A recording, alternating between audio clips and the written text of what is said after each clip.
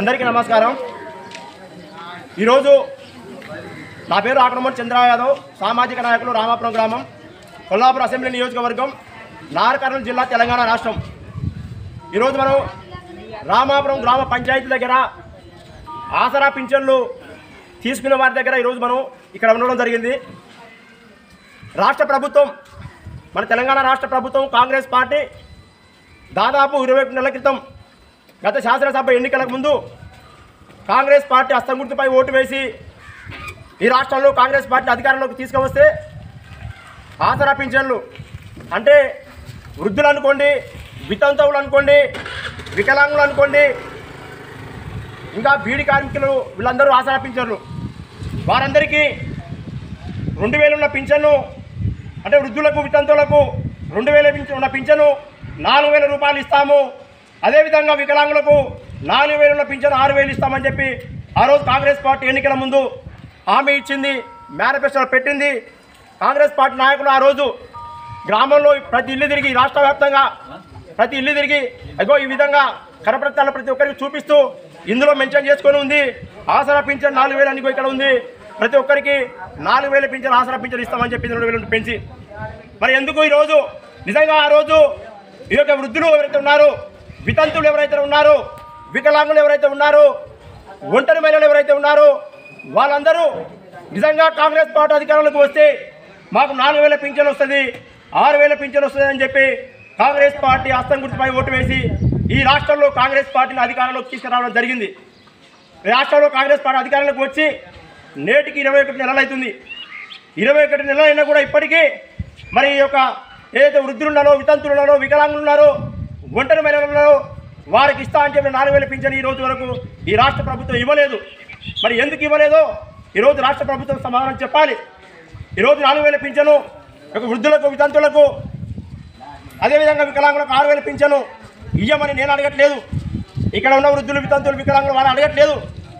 రాష్ట్ర ప్రభుత్వమే ఆ రోజు ప్రతిపక్షంలో ఉన్నప్పుడు ఓట్ల కోసం మాట చెప్పింది, ఓట్లు వేయించుకున్నది, ఓట్లు వేయించుకొని ఈరోజు ప్రజలను మోసం చేస్తుంది। ఈరోజు నేను మీకు చూపిస్తున్నా, ఇది మన గొంతమ్మ కోరిక కాదు,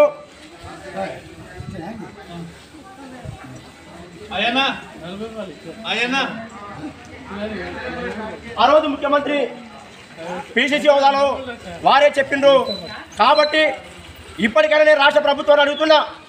ఈరోజు రాష్ట్రంలో అసెంబ్లీ నడుస్తుంది, ప్రతిపక్షాలు ముద్రించబోతున్నాయి, కానీ ప్రజల పక్షాన ఒక సామాజిక బాధ్యతగా మేము నిలబడి ప్రజలకు ఏదైతే చేయుత పింఛన్లు ఉన్నాయో, ఆసరా పింఛన్లు ఉన్నాయో 2000 నుంచి 4000 రూపాయల పింఛను వృద్ధులకు, వితంతులకు పెంచాలి, వికలాంగులకు కూడా 4000 నుంచి 6000 పింఛను పెంచాలని చెప్పి ఈ సందర్భంగా నేను ఈ రాష్ట్ర ప్రభుత్వాన్ని, ఈ రాష్ట్ర ముఖ్యమంత్రి యనమల రేవంత్ రెడ్డి గారిని డిమాండ్ చేస్తున్నా।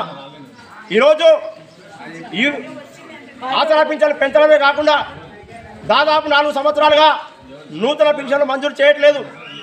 58 సంవత్సరాల మీద ఉన్న వాళ్ళు వృద్ధులు చాలామంది పింఛన్ కోసం ఎదురు చూస్తున్నారు, వికలాంగులు చాలామంది అర్హత ఉండి కూడా పింఛన్ లేక వాళ్ళు కూడా ఎప్పుడు కొత్త పింఛన్లు ఇస్తారో అని ఎదురు చూస్తున్నారు, ఒంటరి మహిళలు చాలామంది ఉన్నారు, వాళ్ళు కూడా నూతన పింఛన్ కోసం ఎదురు చూస్తున్నారు। వీరందరికీ ఏదైతే మాట ఇచ్చిందో, ఇచ్చిన హామీ ప్రకారంగా 2000 నుండి 4000 పింఛన్లు పెంచుతూ, 4000 నుంచి వికలాంగులకు 6000 పెంచుతూ నూతన పింఛన్లు మంజూరు చేయాలని ఈ రాష్ట్ర ప్రభుత్వాన్ని నేను ఈ సందర్భంగా డిమాండ్ చేస్తున్నా।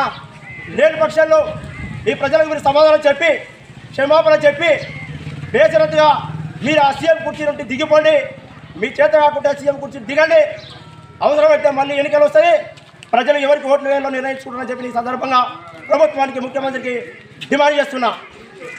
ఇప్పటికి కూడా నేను ప్రజలకు విజ్ఞప్తి చేస్తున్నా, ఆ రోజు నమ్మి కాంగ్రెస్ పార్టీకి ఓట్లు వేసి రాష్ట్రంలో అధికారంలోకి తీసుకువచ్చినాం, రేపు రాబోయే రోజుల్లో స్థానికంగా గ్రామ పంచాయతీ ఎన్నికలు రాబోతున్నాయి, వార్డు సభ్యుల ఎన్నికలు, సర్పంచ్ ఎన్నికలు, ఎంపీటీసీ, జెడ్పీటీసీ ఎన్నికలు రాబోతున్నాయి। మీరందరూ ఈ మిమ్మల్ని మోసం చేసిన ఈ కాంగ్రెస్ పార్టీకి తగిన గుణపాఠం చెప్పే రోజులు దగ్గరికి వచ్చినాయి కాబట్టి రేపు జరగబోయే వార్డు మెంబర్ ఎన్నికలు అనుకోండి, సర్పంచ్, ఎంపీటీసీ, జెడ్పీటీసీ ఎన్నికల్లో ఈ కాంగ్రెస్ పార్టీ నుంచి అభ్యర్థులను చిత్తుగా ఓడించండి, అప్పుడు ఈ రాష్ట్ర ప్రభుత్వానికి కనువిప్పు కలుగుతుంది। ఎందుకు మా అభ్యర్థులను ఓడించు అని చెప్పి ఈరోజు ప్రభుత్వం అనుకోండి, ముఖ్యమంత్రి గారు కళ్ళు తెరుస్తారు, ఈ యొక్క వృద్ధులకు వితంతులకు వికలాంగులకు అట్లా పింఛన్లు పెంచి ఇవ్వకుంటే కనుక మా ప్రభుత్వానికి కూడా కూలదొస్తారని చెప్పి వాళ్ళకు మనసరుగుతుంది. కాబట్టి రేపు రాబోయే స్థానిక సంస్థల ఎన్నికల్లో కాంగ్రెస్ పార్టీ నుంచి నిలబడే అభ్యర్థులను చిత్తగా ఓడించి మీ యొక్క ప్రతాపం చూపించాలని చెప్పి నేను ఈ సందర్భంగా తెలుస్తున్నా.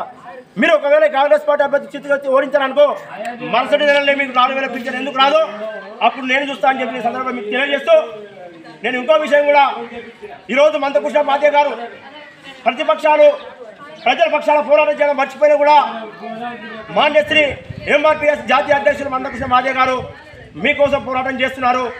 వాళ్ళకు మద్దతుగా మేము కూడా నిలబడి మీకోసమే పోరాటం చేస్తాం. ఒక సామాజిక బాధ్యతగా మందకృష్ణ మాదిగ గారు పిలిపించిండ్రు. రేపు సెప్టెంబర్ 9వ తారీఖు నాడు హైదరాబాద్లో ఇందిరాపార్క్ దగ్గర మహాగర్జన సభ నిర్వహించడం జరుగుతుంది. వారికి మద్దతుగా ఈ రామాపురం గ్రామంలో కూడా వీలు కుదిరితే ఆ రోజు మనకు బోనాలు జరుగుతున్నాయి. కానీ సెప్టెంబర్ 9వ తారీఖు నాడు మీకు ఎందుకు ఆశ పెంచరు? 2,000 నుంచి 4,000 పెంచరు, 4,000 నుంచి 6,000 ఎందుకు పెంచరు? ప్రభుత్వాన్ని డిమాండ్ చేయడం కోసమై ప్రజాగర్జన నిరాహార దీక్ష ఇక్కడే గ్రామ పంచాయతీ దగ్గర నేను కూర్చుంటానని చెప్పి మీ అందరి కోసం ఈ సందర్భంగా నేను చెప్తున్నాను. మీరు కూడా నాకు మద్దతుగా ఆ రోజు ఇక్కడ కూర్చుంటే కనుక ప్రభుత్వం మెడలు తీసుకొని ప్రభుత్వం మెడలు వస్తాము. ఎందుకు ఆశపించాలి పెంచరు ప్రభుత్వాన్ని డిమాండ్ చేసే సమయం మనకు వచ్చింది. కాబట్టి మీరు కూడా ప్రజాగర్జన నిరాహార దీక్షకు మద్దతు ఇవ్వాలని తెలియజేస్తూ నాకు ఇంతసేపు మీరు అవకాశం ఇచ్చినందుకు మీ అందరికీ మరొకసారి కృతజ్ఞతలు తెలియజేస్తూ సెలవు తీసుకుంటున్నాను.